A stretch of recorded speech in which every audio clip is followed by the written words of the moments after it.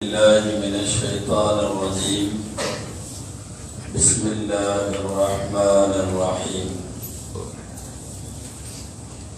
إنا أحللنا لك أزواجك اللاتي آتيت أجورهن. صدق الله العظيم. அல்லாஹ்வுடைய கிருபையால் தராவீஹ் 29 நிறைவாக இருக்கிறது. இன்ஷா அல்லாஹ் நாளைய மக்ரிபில் பிறை பார்த்த பிறகு இன்றே இறுதி தராவீகாகவும் இருக்கலாம், அல்லது நாளை ஒரு தராவீகும் ரம்ஜானுக்குள்ளேயே ஒரு ஜும்மாவும் கிடைப்பதற்கான வாய்ப்பும் இருக்கிறது. இன்ஷா அல்லாஹ் பிறை பார்த்து முடிவு செய்வோம். தொடர்ந்து வழக்கம் போல் இதே 9 மணிக்கு பிறை தெரிந்தாலும் தெரியாவிட்டாலும் தொழுகை 9 மணிக்கு நடைபெறும். இன்ஷா அல்லாஹ்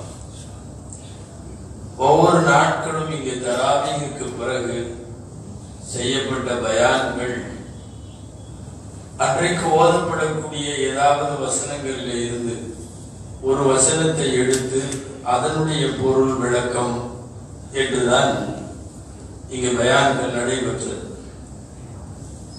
தொடர்ந்து எல்லா நாட்களும் இங்கே நிறைய பெண்கள் கூட்டம் கூட்டமாக வருகிறார்கள், அவர்களும் தொழுகிறார்கள் என்ற அடிப்படையில் பெண்கள் சார்ந்து ஏதாவது பேச வேண்டும் என்பதற்கு பொதுவாக நாம் யோசிக்கிற போது இந்த மாதம் அன்னை ஹதீஜா ரலியல்லாஹு அன்ஹா பிறை 10 வஃபாத்தானார்கள். ஆயிஷா ரலியல்லாஹு அன்ஹா பிறை 17 வஃபாத்தானார்கள். நிறைய அஹ்லு பைத்துகள் என்று சொல்லக்கூடிய ரசூலுல்லாஹி ஸல்லல்லாஹு அலைஹி வஸல்லமுடைய குடும்பத்து பெண்கள் ரமதானிலே வஃபாத்தாகி இருக்கிறார்கள். இந்த பெண்களில் எல்லாம் முதல் பெண்மணி நபிகள் ஸல்லல்லாஹு அலைஹி வஸல்லத்தினுடைய முதல் மனைவி, உலக முஸ்லிம்களின் முதல் முஸ்லிம் என்கிற எல்லா தகுதியும் பெற்றவர்கள் ஹதீஜா ரலியல்லாஹு அன்ஹா. நாம் இன்றைய தராவீஹில் அவர்களின் வாழ்க்கை நமக்கு தருகிற, குறிப்பாக பெண் குலத்திற்கு தருகிற சில பாடங்களை குறித்து சிந்திக்கிறோம். ஹதீஜா ரலியல்லாஹு அன்ஹா உலகத்தின் முதல் முஸ்லிம். யாரும் அந்த இராமலை குகையிலே இருந்து வந்த வகையை யாரும் நம்பவில்லை, இன்னமும் யாரிடமும் சொல்ல போனால் எடுத்து சொல்லவில்லை. அதற்கு முன்னாலேயே முஸ்லிம் ஆகிவிட்டவர்கள் ஹதீஜா அம்மா. மட்டுமல்ல, ஸல்லல்லாஹு அலைஹி வஸல்லம் அவர்களின் ஜீவிய காலத்தில் பெரும்பகுதி மனைவியாக இருந்தவர்கள். நாம் இங்கே கவனப்படுத்திக் கொள்ள வேண்டும். 11 மனைவியர்களோடு நாயகம் ஸல்லல்லாஹு அலைஹி வஸல்லம் வாழ்ந்திருக்கிறார்கள். பெருமானாரின் ஜீவிய காலத்திலேயே மௌத்தானவர்கள் 2 மனைவிகள் மட்டும். ஒன்று ஹதீஜா ரலியல்லாஹு அன்ஹா, இன்னொன்று ஸைனப் ரலியல்லாஹு அன்ஹா. இந்த 2 பேரும் நாயகம் ஸல்லல்லாஹு அலைஹி வஸல்லம் காலத்திலேயே வஃபாத் ஆகி அவர்களே கஃன் தஃபன் எல்லாம் செய்தார்கள். ஏனைய 9 மனைவிகளோடு ஒரே நேரத்தில் நபி ஸல்லல்லாஹு அலைஹி வஸல்லம் குடும்பம் நடத்தி இருக்கிறார்கள். ஆனால் 10 மனைவிகளும் கடைசி 10 வருஷத்தில் வந்தவர்கள். இந்த ஒரே ஒரு அம்மா ஹதீஜா அம்மா ரலியல்லாஹு அன்ஹா மட்டும் தான் நபிகள் ஸல்லல்லாஹு அலைஹி வஸல்லமோடு 25 வருஷம் வாழ்ந்தவர்கள். ரசூலுல்லாஹ்வை அவர்கள் திருமணம் முடிக்கிற போது நாயகத்திற்கு வயது 25. ஹதீஜா அம்மா மௌத்தாகும் போது நாயகத்திற்கு வயது 50. இன்னமும் ஹிஜ்ரத்திற்கு போகவில்லை, மதீனாவுக்கு போகவில்லை, அதற்கு முன்பே மரணம். ஹதீஜா அம்மாவுக்கு வயது 40 திருமணம் முடிக்கிற போது. அங்கிருந்து 25 வருஷங்கள் கணக்கு வைத்தால் சுமார் 65வது வயதில் நபிகள் ஸல்லல்லாஹு அலைஹி வஸல்லமுடைய உயிரோடு இருக்கிற காலத்திலேயே அவர்கள் வஃபாத் ஆகிறார்கள். எல்லா மனைவிகளும் கொஞ்சம் கொஞ்சம் தூரத்தில் இருந்து வந்தவர்கள். ஹதீஜா அம்மா மட்டும் ஓரளவு நெருக்கம் என்று சொல்லலாம். ஹதீஜா ரலியல்லாஹு அன்ஹாவுடைய பாட்டன்மார்கள், அதாவது தாத்தா, 5வது தாத்தா தான் நாயகத்திற்கும் 5வது தாத்தா. குசை என்றவர்களுக்கு பெயர். ஸல்லல்லாஹு அலைஹி வஸல்லம் அவர்கள் அவர்கள், தந்தை அப்துல்லா, தந்தை அப்துல் முத்தலிப், ஹாஷிம், இப்படி போகிற போது 5வது தாத்தா நாயகம் ஸல்லல்லாஹு அலைஹி வஸல்லத்திற்கு குஸை என்று பெயர். அவர்கள் தான் கதீஜா அம்மாவுக்கும் 5வது தாத்தா. 2 பேருடைய வம்சமும் போய் ஒரு புள்ளியில இணைவதால் இவர்கள் பாரம்பரியமாகவே சொந்தக்காரர்கள். கதீஜா ரலியல்லாஹு தஆலா அன்ஹா அழகு, அறிவாற்றல், செல்வம் எல்லாம் உள்ளவர்கள், நிர்வாகத்திறன் அத்தனை. முதலில் ஒரு கணவரை மணந்திருந்தார்கள். ஒரு ஆண் குழந்தையை கொடுத்து அந்த குழந்தை சிறுவராக இருக்கிற போதே அந்த கணவர் வஃபாத் ஆகிவிட்டார். அரபு நாட்டினுடைய வழக்கப்படி பெரும்பாலும் 2வது திருமணம் உடனே செய்து விடுவார்கள். 2வது கதீஜா அம்மையாரை ஒருவர் திருமணம் முடிக்கிறார். ஒரு ஆண் ஒரு பெண், 2 பேரையும் கொடுத்து விட்டு அவரும் மௌத்தாகிவிட்டார். எனவே கதீஜா அம்மா 3 குழந்தைகளோடு விதவையாக இருக்கிறார்கள். ஆனால் 2வது கணவர் வஃபாத்தானதற்கு பிறகு 3 குழந்தைகளோடு இருக்கிற கதீஜா அம்மாவை பெண் கேட்டு வந்தவர்கள் பட்டியல் சொல்ல முடியாத அளவுக்கு அதிகம், எக்கச்சக்கமான பேர். ஏனென்றால் ஒரு பெண் கிடைக்கிறார் என்பதை விட செல்வத்தோடு ஒரு பெண் கிடைக்கிறார். பொதுவாக எங்காவது விதவைகளை திருமணம் செய்யுங்கள் என்றால் பின்னாலே போய் விடுவார்கள். ஆனால் அந்த விதவை கோடீஸ்வரியாக இருக்கிறாள் என்றால் நிறைய அப்ளிகேஷன் வரும். எக்கச்சக்கமான பேர் முயற்சி செய்தார்கள் கதீஜா அம்மாவை திருமணம் செய்ய. யாரையும் கல்யாணம் பண்ணல. காரணம், யாரு மேலேயும் நம்பிக்கை இல்லை. வர்றவங்க எல்லாமே தங்கள் செல்வத்தை குறிவைத்து வருகிறார்களோ என்கிற சந்தேகம் அந்த அம்மாவுக்கு உண்டு. எனவே தனியாக வாழ்ந்து விடுவது என்று முடிவெடுத்து விட்டார்கள். அவர்களோடு குழந்தைகளோடு அப்படியே வாழ்ந்து கொண்டிருக்கிற அதே சமயம் நல்ல வியாபாரம். இங்கே கவனப்படுத்திக் கொள்ள வேண்டும். ஒரு சில பேர் தவறாக கதீஜா அம்மாவின் வரலாற்றை இப்படி நினைத்துக் கொண்டிருக்கிறார்கள். பொம்பளைகள்லாம் ஏன் வியாபாரம் செய்யக்கூடாதுங்கிறீங்க, பொம்பளைகள்லாம் ஏன் இது பண்ணக்கூடாதுங்கிறீங்க. அன்னை கதீஜாவே பெரிய தொழிலதிபர் இருக்கிறாங்க, அவங்களே வியாபாரம் பண்ணியிருக்காங்கல்ல, அப்படின்னா வியாபாரம் பண்ணலாம்ல, வேலைக்கு போடாமல, சம்பாதிக்கலாமல அப்படின்னு எல்லாம் சில பேர் இதை குறுக்காக பயன்படுத்துகிறார்கள். கதீஜா அம்மா வியாபாரத்திற்கு ஒரு நாள் கூட விட்டு இறங்குறது கிடையாது. சொல்ல போனால் பர்தாவுடைய சட்டமெல்லாம் இறங்கவே இல்லை. இறங்குவதற்கு முன்னாலேயே கூட தொழில் நிமித்தம் கதீஜா அம்மா எந்த மார்க்கெட்டிலாவது யமனிலோ ஷாமிலோ அன்றைக்கு இருந்த நிறைய சர்வதேச சந்தைகள் எதிரையும் கதீஜா அம்மா நின்றது கிடையாது. வீட்டை விட்டு வியாபாரத்துக்கு இறங்குறது கிடையாது. அந்த நாட்டினுடைய வழக்கப்படி குறைஷிகள் வியாபாரம் நிறைய செய்வார்கள். பணத்தை அவர்களிடம் கொடுப்பார்கள். வாங்கி கொண்டு போய் அவர்கள் ஷாமில் இருந்தும் யமனில் இருந்தும் எங்கெங்கயோ இருந்தெல்லாம் சரக்கு போட்டு கொண்டு வந்து வியாபாரம் செய்துவிட்டு உங்கள் பணத்தில் கிடைத்த லாபம் இவ்வளவு என்று கதீஜா அம்மாவிடம் கொடுப்பார்கள். அப்படித்தான் அவர்களின் காசு சேர்ந்ததை ஒழிய ஒருபோதும் அவர்கள் தொழில் செய்தது கிடையாது. நபிகள் ஸல்லல்லாஹு அலைஹி வஸல்லம் அவர்களுடைய தொடர்புக்கெல்லாம் முன்னா இப்படிதான் வியாபாரம் நடந்துட்டு இருந்துச்சு. ஆனா வர்றவங்க எல்லாமே பொய் சொல்லுகிறார்கள் என்பது அவர்களுக்கு தெளிவா தெரியுது. ஏன்னா கொடுத்த காசுக்கு கொண்டு வந்து கொஞ்சம் கொடுக்கறது. சில பேர் என்ன பண்றது, வழியில வழிப்பறி ஆயிடுச்சு, உங்க பணத்தை முழுசா கொண்டு வர முடியல, அவங்க கொடுக்கறது தான் காசு, அவங்க சொல்றதுதான் கணக்கு. அந்த காலத்துல வழிப்பறி அதிகம். ஏதாவது வாணிபம் கூட வந்துச்சுன்னா கொள்ளையர்கள் சுற்றி கொண்டு இருப்பதை பிடிக்கி விடுவார்கள். இதை எந்த ஊர்ல போய் வேண்டுமானாலும் வழிமுறை நடந்துச்சுன்னு சொன்னா அன்னைக்கு நம்பிடுவாங்க. காரணம் அப்படி ஒரு பரவலான சூழ்நிலை இருந்தது. கதீஜா அம்மாவிடம் கொண்டு வந்து காசு கொடுக்க வருகிற அத்தனை பேரும் சரியா இதாகலன்பாங்க, மழை பெஞ்சு எல்லாம் வியாபாரம் வீணா போயிடுச்சும்பாங்க, ஷாம்ல சந்தையில இடம் கிடைக்கலம்பாங்க, இல்லைன்னா வழியில திருட்டு போயிடுச்சும்பாங்க.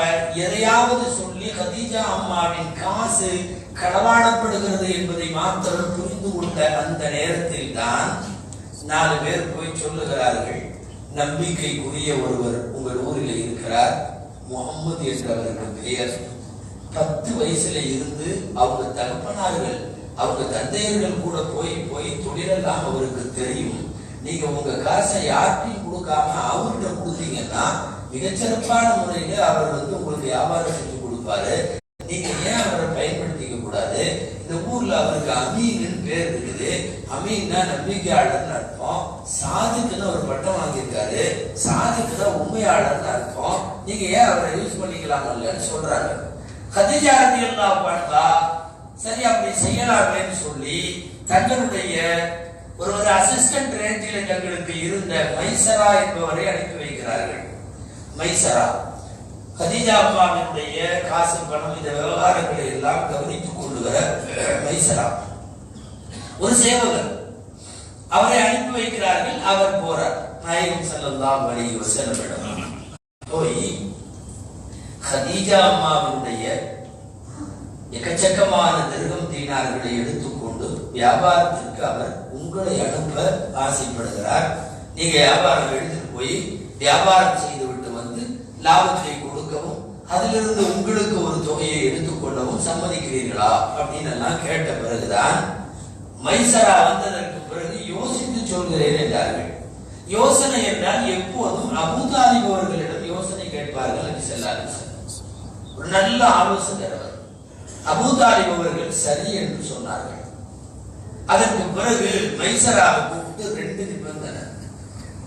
எந்த நாட்டுக்கு வியாபாரத்துக்கு போனாலும் சரி பொய் பேச மாட்டேன்னு சொல்லி நேர்மையாக மட்டுமே வியாபாரம் செய்வேன்னு சொல்லி இந்த 2 நிபந்தனை அந்த அம்மா ஏற்றுக்கிட்டார். ஏன்னா இப்படி செய்கிற போது சில நேரம் லாபம் குறையலாம், அல்லாஹ் பரக்கத்தை கொடுத்து விடுவான் என்பது வேறு. போய் சொல்லு. மைசரா இந்த 2 ஷர்த்து 2 நிபந்தனையை சொல்லி முகமது வியாபாரத்தை எடுத்து செல்ல ஒப்புக்கொண்டு விட்டார் என்று சொல்லுகிறார்கள். கதீஜா ரலியல்லாஹு தஆலா அன்ஹாவுக்கு சந்தோஷம், அப்படியே செய்யட்டும் என்றார்கள். ஒரு பெரும் பொருளை கொடுத்து முதலாக சிரியாவுக்கு அனுப்புகிறார்கள்.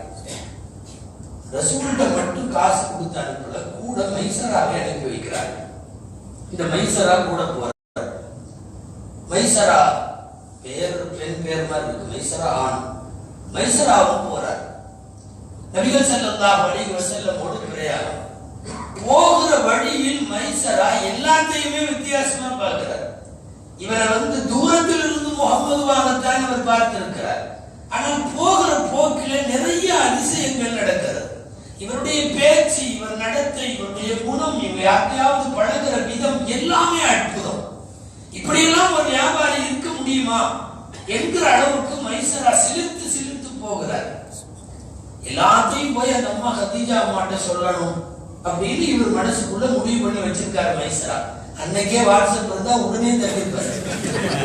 என்னன்னா அப்பப்போ சூடாக செய்திகள் வரும் இல்லையா, இப்ப இங்க இருக்கிறோம், இப்ப இங்க நிக்கிறோம், இங்க குதிக்கிறோம், இங்க இறங்குறோம், எல்லாமே வருகிறது.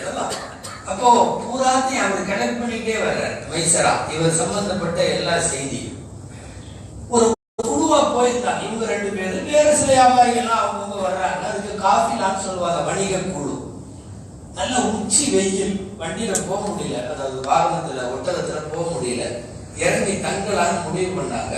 நிறைய வியாபாரிகள் ஒட்டகத்துல வர்றாங்க. எல்லாரும் ஒரு இடத்துல அங்க உட்காந்தாச்சு. வாகனத்தை கட்டி போட்டு ஆளுக்கு ஃபுல்லா நிறைய மரம் இருந்த இடம், ஆளுக்கு ஒரு மரத்துல போய் எல்லாரும் அங்கங்க போய் படுத்துட்டாங்க. நபிகள் ஸல்லல்லாஹு அலைஹி வஸல்லம் ஒட்டகத்தை வச்சுட்டு அவங்க ஒரு இடத்துல போய் ஒரு மரத்துக்கு கீழே படுத்தார்கள். மைசராவுக்கு தூக்கம் வரல. நாயகம் தூங்கட்டும் என்று ரசூல் ஸல்லல்லாஹு அலைஹி வஸல்லம் தூங்க வச்சுட்டு இவர் அங்க பக்கத்துல உட்கார்ந்து இருக்காரு. அந்த மரத்திற்கு பக்கத்துல ஒரு சர்ச் இருக்கிறது, கிறிஸ்தவ தேவாலயம். அங்கிருந்து அப்படியே வெள்ளை உடுப்பில ஒரு பாதிரி நேராக வேகமாக வருகிறார். நபிகள் ஸல்லல்லாஹு அலைஹி வஸல்லம் சுத்தி வர்றார். என்னமோ காணாத கண்ட மாதிரி சுத்தி வர்றார். மைசரா உடனே உஷாராயிட்டார். ஏன்னா வழிப்பறி கொள்ளையர்கள் நிறைந்த காலம், வியாபாரத்துக்கு போறவங்க பணத்தோடு போயிட்டு இருப்பாங்க அப்படிங்கிறது தெரியும். தூங்கிட்டு இருக்கிறப்ப பின்பாக்கெட் அடிக்கிறது ரொம்ப லேசு. அதனால இவர் பார்க்கறதுக்கு பெரிய பாதிரியா இருந்தாலும் என்னமோ ஒரு கெட்ட எண்ணத்துல பக்கத்துல வர்றாருன்னு மைசரா போய் வேகமாக பாய்கிறார்கள். எதுக்காக வந்திருக்க, என்ன விஷயம், அவரை ஏன் இப்படி பாக்குற, சுத்தி வர்ற போது பாக்குற மாதிரி என்ன விஷயம்? இல்ல இவரை நான் இவருடைய தன்மைகளை பற்றி தெரிய வேண்டும். உனக்கு என்ன தன்மை தெரியணும்? நாங்கெல்லாம் மக்கள் இருந்து வியாபாரத்துக்கு வந்திருக்கோம், உனக்கு எல்லாமே வியாபாரிகள் தான், எல்லா மரத்துக்கு கீழே படுத்துக்காங்க, அது என்ன இவர் மரத்துக்கு கீழே வந்து பாக்குறேன். அப்ப அந்த பாதிரிக்கு பேரு புஹைரா. நபி ஸல்லல்லாஹு அலைஹி வஸல்லம் வரலாற்றில் மிக முக்கியமான பாத்திரம் அந்த பாதிரியுடைய. அப்ப அந்த புஹைரா சொல்லுகிறார், எங்களுடைய தௌராத்திலும் எங்களுடைய இன்ஜீலிலும் இருக்கிறது, இந்த மரத்துக்கு பக்கத்தில் இருக்கிற இந்த தேவாலயத்தில் நான் மட்டுமல்ல என் மூதாதையர்கள் வரிசையாக பணிபுரிந்து வருகிறோம். இன்றைக்கு வரையும் பார்க்கிறோம். எங்கள் வேதத்தில் என்ன இருக்கிறது என்றால், இந்த மரத்துக்கு கீழே ஒரு நபி மட்டும் தான் இளைப்பாற முடியும். வேற யாரும் இங்கே தூங்குனது இல்லை, வேற யாரும் தூங்குனது கிடையாது. இங்கே தூங்குபவர் நிச்சயமாக நபியாக இருக்க வேண்டும். எனவே நான் இவரை சோதிக்க வேண்டும். அந்த நபிக்கு என்று சில அடையாளங்கள் எங்கள் வேத புத்தகத்திலே இருக்கிறது. அவருடைய முதுகிலே நபித்துவ முத்திரை இருக்கும், அவருக்கு நிழல் விழுகாது, அவருக்கு வேகம் குடை பிடிக்கும், இப்படி எல்லாம் நிறைய தன்மை உண்டு. நான் இவரை சோதிக்கணும். மைசராவுக்கு அப்போதுதான் ஆச்சரியம், இவர் தவறாக வந்த ஆள் அல்ல, இவர் சொன்ன செய்தி மிகப்பெரிய அதிசயமாக இருந்தது. அதற்கு பின்னாலே உள்ளே பார்த்தார்கள். ஸல்லல்லாஹு அலைஹி வஸல்லம் எழுந்த பிறகு புகைரா அந்த அடையாளங்களை உறுதி செய்து கொண்டார். விரைவில் நபியாக கூடும் என்கிற தகவலை புகைரா தெரிவிக்கிறார். இந்த செய்தியையும் சேர்த்து வைத்துக் கொண்டார்கள் மைசரா அவர்கள். பிரயாணம் போனார்கள். ஷாமிலே வியாபாரம் முடிந்தது, வெற்றிகரமான வியாபாரம். இதுவரை மக்காவிலே நேர்மையாக தொழில் செய்து திரும்பியவர்கள் இவ்வளவு பெரிய பொருட்செல்வத்தோடு திரும்பி வருவார்களா என்பது முடியாத அளவுக்கு ஏராளமான செல்வத்தோடு வருகிறார்கள். ரசூலுல்லாஹி ஸல்லல்லாஹு அலைஹி வஸல்லம் மிக துல்லியமான கணக்கு வழக்கு அத்தனையும் ஒப்படைத்து விட்டார்கள். கதீஜா அம்மா வாழ்க்கையிலே அதுவரை பார்க்காத ஒரு உயர்ந்த வியாபாரத்தை, நேர்மையான வியாபாரத்தை பார்க்கிறார்கள். கதீஜா ரலியல்லாஹு அன்ஹா. இதுக்கு இடையில மைசரா தனது அபிப்பிராயத்தை தெரிவிக்கிறார். ஏன் முகமதையை நீங்க கல்யாணம் பண்ணிட்டா என்ன? அவர் இன்னும் கல்யாணம் ஆகாம இருக்கிறாரு. அவரும் 20க்கு மேல வயசு உள்ளவர், 25 வயசு இருக்கிறவர். அவர் கல்யாணம் பண்ணிக்கலாமல்ல நீங்க என்று சொல்லிவிட்டு, அவர் யார் யார்கிட்ட எப்படி பேசினாரு, நடந்தாரு, என்ன பழக்கம், எப்படி வியாபாரம், அந்த புகைரா பாதருடைய சம்பவம் எல்லாத்தையும் ஃபுல் டீடைலா கதீஜா அம்மாவிடம் ஒப்படைத்து விட்டார்கள்.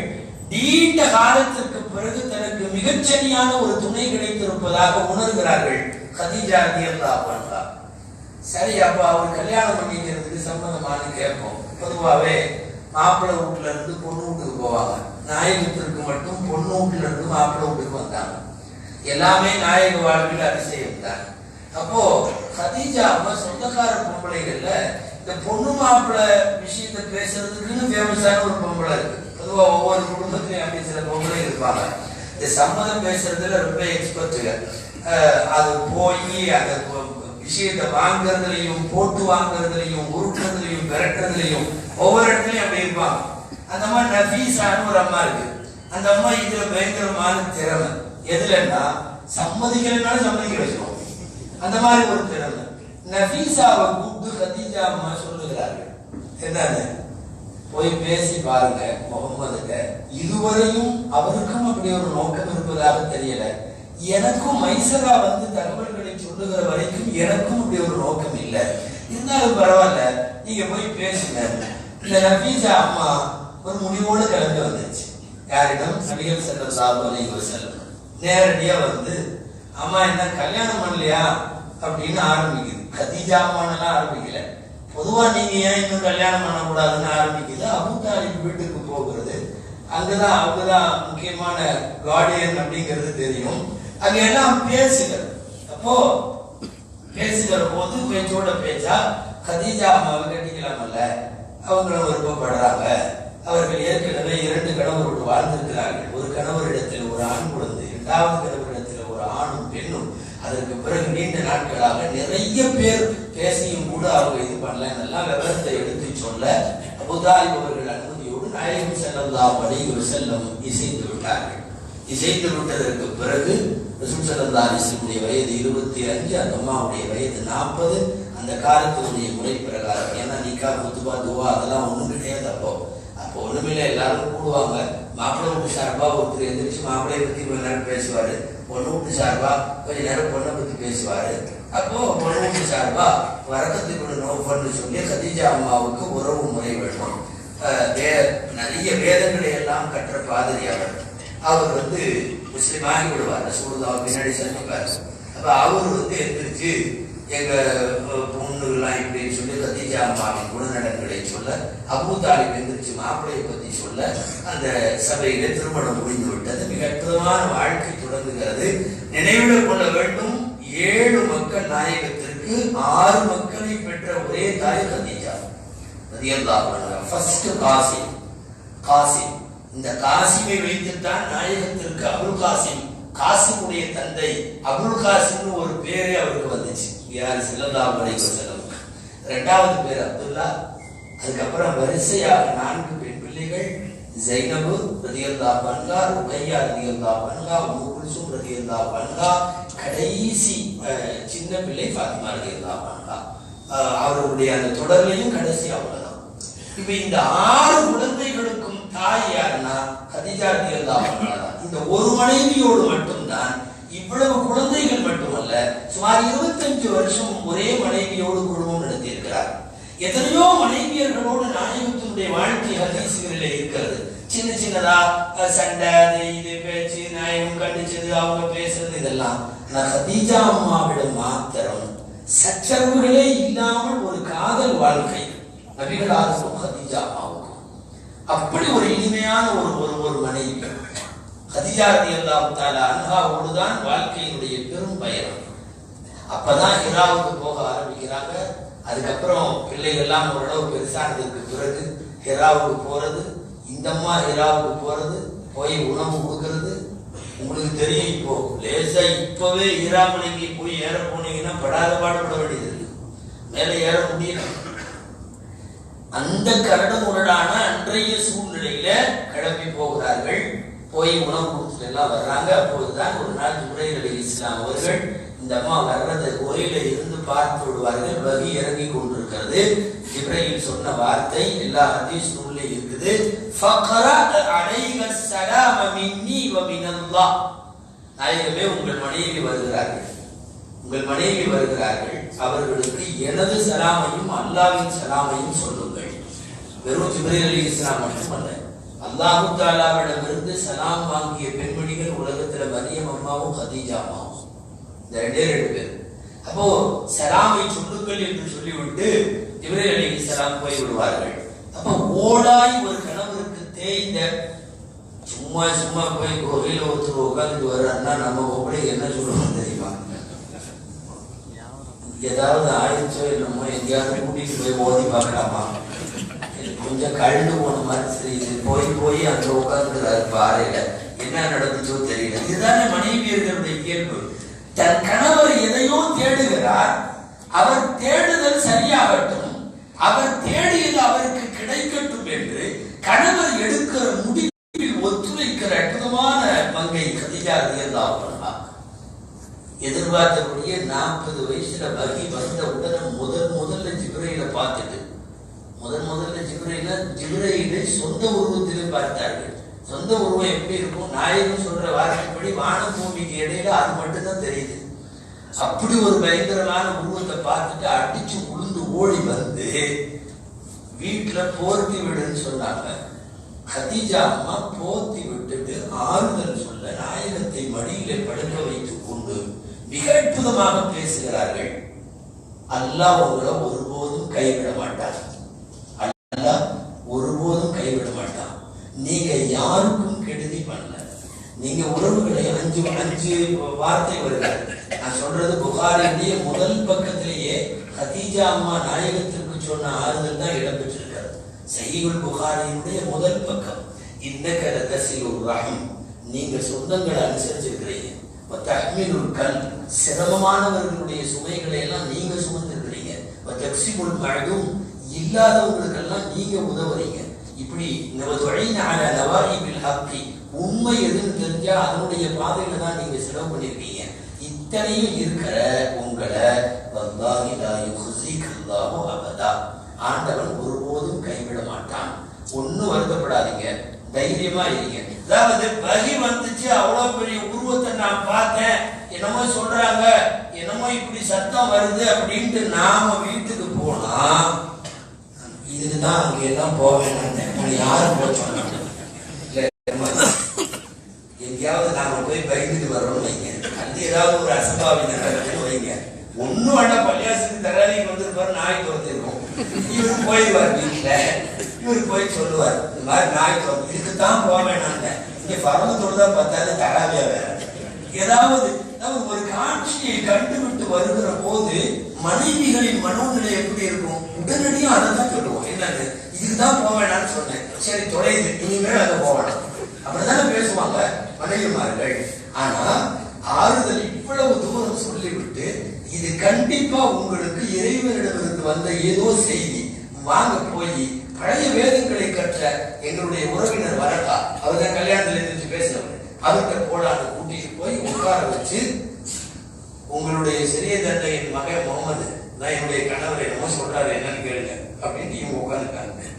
நாயகம் ஸல்லல்லாஹு அலைஹி வஸல்லம் எல்லா விஷயத்தையும் சொன்ன உடனே அவர் சொன்னாரு, மூசாவுக்கு வகி கொண்டு வந்த அந்த ஜிப்ரீல் தான் உங்கள்கிட்ட வந்திருக்கு, நீங்க அநேகமாக நபி ஆகிறீர்கள், இந்த ஊர் மக்கள் இனிமேல் உங்களை எதிர்ப்பார்கள், நீங்கள் இந்த ஊரை விட்டு வெளியேற்றப்படுவீர்கள், நீங்கள் வெளியேற்றப்படுகிற போது நான் உயிரோடு இருந்தால் நான் உங்களுக்கு உதவுவேன். இவ்வளவும் வரக்கா பேசுகிறார். நாயகம் ஆச்சரியமா என்னைவா வெளியே அனுப்புவாங்க, ஏன்னா ஊர்ல அவ்வளவு பெரிய ராஜ மரியாதையில் இருக்கிறாங்க, என்னைவா வெளியே அனுப்புவாங்க? அவர் அழகான பதில் சொன்னார், உண்மை அல்ல, நீ இப்போது கொண்டு வர போகிற ஒரு கடவுள் கொள்கையை யார் கொண்டு வந்தாலும் இப்படிதான் அனுப்புவாங்க இந்த ஊர்ல அப்படின்னு சொல்லி அனுப்பி வைத்து விட்டார். அதற்கு பிறகு நாயகத்தோடு கருணமுரடாக மிகப்பெரிய அளவில் சுமார் நபிகள் ஸல்லல்லாஹு அலைஹி வஸல்லம் இந்த வரிக்கு பின்னால் ஒரு 10 வருஷ காலம் கதீஜா ரலியல்லாஹு அன்ஹா மிக அற்புதமாக ஒத்துழைத்தார்கள். அவர்களுடைய லட்சக்கணக்கான டாலர் இதில் தீர்ந்தது, லட்சக்கணக்கான ரியால்கள், தீனார்கள், திருகங்கள், அவ்வளவு இன்னைக்கு சொல்றாங்க பல்லாயிரம் கோடி டாலர்களுக்கு சமம்னு. அவ்வளவு சொத்தும் இழந்தார்கள், உடுத்த துணி மட்டும்தான். எவ்வளவு பெரிய அர்ப்பணம்! அது மட்டுமல்ல, குறைஷிகள் இந்த பாதையிலே கணவருக்கும் குடும்பத்தாருக்கும் கொடுத்த எல்லா தொல்லைகளையும் தாங்கிய ஒரே தாய். அவ்வளவு சீக்கிரம் பொம்பளைக்கு அப்படியெல்லாம் இல்லை. 2 தடவை கல்லு வந்து விழுந்துச்சுன்னா அவங்க அம்மா வீட்டுக்கு போயிடும். வீட்டு மேல திடீர்னு ராத்திரி வீட்டுல கல்லு வந்து தொப்புன்னு விழுகுதுன்னா 2 தடவை பார்க்கணும், 3ஆவது தடவை அவங்க அம்மா வீட்டுக்கு கிளம்பி போயிடுவாங்க. அப்படி அல்ல, எல்லா தொந்தரவுகளையும் சகிக்கிறார்கள் கதீஜா. பிள்ளைகள்லாம் தலாக்காய் வருது, ஒரு அல்லான்னு சொன்னதுனால ருக்கையாவை கணவர் தலாக் விட்டா, அந்த அம்மா ருக்கையாவை அந்த வீட்டுக்கு தலாக்காய். அடுத்து உம்மு குல்சும் வர்றாங்க, அதனுடைய கணவன் தலாக் விட்டுட்டான் ஒரு அல்லான்னு சொன்னதுனால. அப்பெல்லாம் வந்து யாருக்கு வேணாலும் திருமணம் செஞ்சு கொடுக்கலான்னு சட்டம் இருந்துச்சு, அப்ப கொடுத்துருந்தாங்க உத்பாவுக்கு உத்தைபாவுக்கு எல்லாம் தலாக் விட்டான். இப்ப தலாக் விட்டு ருக்கையா வருது, தலாக் விட்டு உம்மு குல்சும் வருது, தான் கட்டி கொடுத்த பிள்ளையெல்லாம் தலாக்காய் வீட்டுக்கு வரும்போது ஒரு தாயுடைய மனோநிலை எப்படி இருக்கும்? உறுதி குறைஞ்சு போகணும் இல்லையா? உறுதி குறையில என்னுடைய கணவரை என் ரப்பு கைவிட மாட்டான். அதுல ஸ்ட்ராங்கா இருக்காங்க. ஒரு கணவரை எவ்வளவு தூரம் தான் எடுத்துக்கொள்ள முடியுமோ அவ்வளவு தூரம். மிகப்பெரிய ஆறுதல். லட்சியத்தை கையில வைத்திருக்கிற கணவர்களுக்கெல்லாம் அந்த லட்சியத்திற்கு துணையாக இருக்கிற மனைவிகள் அமைவது பெரும் பாக்கியம். இந்த பாக்கியம் அருமைநாயகம் ஸல்லல்லாஹு அலைஹி வஸல்லம் கிடைச்சது. அந்த மூத்த மகள் ஜைனபுடைய புருஷன் காஃபிர் தான், கொஞ்சம் நியாயவாதி. சொல்லிட்டாரு, நிறைய பேர் போய் சொன்னாங்க, ருக்கையா புருஷன் தலாக் விட்டாரு, உம்மு குல்சும் புருஷன் தலாக் விட்டாரு, நீயும் விடுனாங்க. அந்த வேலையெல்லாம் வேணாம், நான் பல தெய்வ பொருள் இருக்கேன், அவரும் ஒரு தெய்வம் சொல்லிட்டு போறாரு. இந்த தலாக் விடுற வேலையெல்லாம் வேணாம், அதுவும் என் மனைவிக்கும் எனக்கும் உள்ள அண்டர்ஸ்டாண்டிங் கரெக்டா இருக்குது, நான் எதுக்கு தலாக் விடணும்? அப்படியெல்லாம் விட மாட்டேன்.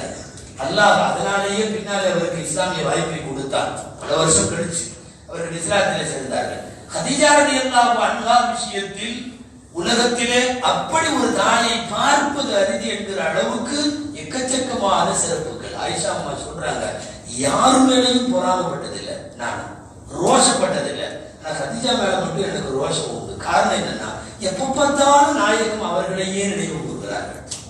அப்ப அவர்கள் வஃபாத்தானதற்கு பிறகும் கூட எப்ப பார்த்தாலும் நினைவு கூறுகிறார்கள் என்றால், அந்த அளவுக்கு ரசூலினுடைய உணர்விலும் உதரத்திலும் உள்ளத்திலும் கலந்து அமர்ந்திருக்கிறார்கள் கதீஜா ரலியல்லாஹு அன்ஹா. ஏற்கனவே சொல்லி இருக்கிறோம், தாய்மார்கள் கேள்விப்பட்டிருக்கலாம், இவ்வளவு பெரிய பாக்கியத்திற்கும் சிறப்பிற்குரிய கதீஜா அம்மா மௌத்தாகிற போது ரசூலுல்லாஹிடம் 3 விஷயம் சொன்னார்கள். இவருடைய வஃபாத்தில் ஒரு செய்தி, நாயகமே கபருடைய வேதனையை நான் பயப்படுகிறேன், உங்களுக்கு வகி வந்த போது, இராமலை குகையில வகி வந்த போது நீங்கள் அணிந்திருந்த துண்டிலே எனக்கு கஃன் துணியாக ஆக்குங்கள், நான் அதிலிருந்து கபரு வேதனை இல்லாமல் தப்பித்துக் கொள்வேன்.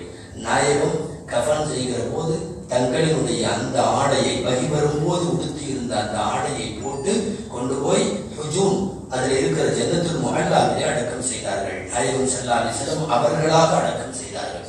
இது ஒன்றாவது. இரண்டாவது செய்தி கதீஜா ரலியல்லாஹு தஆலா அன்ஹா சொன்னார்கள், நான் உங்களுக்கு செய்த பணிவிடையில் குறை வைத்திருப்பதாக உணர்கிறேன், மன்னித்துக் கொள்ளுங்கள். யாரு? இராமலை கோய்க்கு கரடு முரடான பாதைகள் எல்லாம் போய்த்து வந்த அந்த மனைவி இப்படி ஒரு வார்த்தை சொல்லுகிறார்கள் என்றால் என்ன சொல்லுவது? நான் உங்களுக்கு செஞ்சதுல கம்மி எல்லாம் இல்ல, உலகத்திலே எந்த கணவனுக்கும் எந்த மனைவியும் செய்யாத அளவுக்கு கிட்டத்தட்ட நபிமார்களில் அய்யூப் அலைஹிஸ்ஸலாம் மனைவி போன்று அதை விடவும் சிறப்பாக செயல்பட்டவர்கள். மூணாவது செய்தி சொன்னார்கள், என் கடைசி மகள் ஃபாத்திமாவை யதீமாக விட்டு போகிறேன். அந்த புள்ளைய கையில வச்சு வளர்க்க வேண்டிய நேரம் 4 வயசு 5 வயசு ஃபாத்திமா. ஆனா வளர்க்க வேண்டிய நேரத்தில் நான் விடைபெற்று போவதால் எந்த பெண்களும் தாயில்லாத ஃபாத்திமாவை திட்டாதவாறு நீங்கள் பார்த்துக் கொள்ள வேண்டும் அப்படின்னு சொல்லி நபி ஸல்லல்லாஹு அலைஹி வஸல்லம் இடத்துல வசியத்து செய்ததோடு அவர்கள் தங்களுடைய 65வது வயதில் வஃபாத்தாகி ஜன்னத்துல் முஅல்லாவிலே அடக்கமானார்கள். ஒரு குடும்ப நிர்வாகத்தை மிகச்சிறப்பாக பிள்ளைகளை வளர்த்தெடுத்து ஆளாக்கியது, அவர்களை தகுதியான இடங்களுக்கு திருமணம் செய்து கொடுத்தது, அவர்களுக்கு நல்லொழுக்கங்களை கற்பித்துக் கொடுத்தது, பேரன் பேத்திகளை கூட ஒழுக்கத்தோடு வளர்த்தது, கணவருடைய லட்சியத்திற்கு கடைசி வரை துணையாக இருந்தது. இதுவெல்லாம் உச்சகட்டமாக கதீஜா அம்மாவின் தனிச்சிறப்புகள். எல்லாம் அல்லாஹ் ஜல்ல ஷானஹு தஆலா கதீஜா அம்மா போன்ற அந்த தியாக செம்மல்களாக வளர்ந்த அந்த பெண் பிள்ளைகளினுடைய கதீஜா அம்மாவினுடைய குணங்களை எல்லாம் அல்லாஹ் நம்முடைய வீட்டில் வளருகிற எல்லா பெண்களுக்கும் பெண் பிள்ளைகளுக்கும் அல்லாஹ் நசீபாக்குவானாக. ஆமீன். வாஃபர்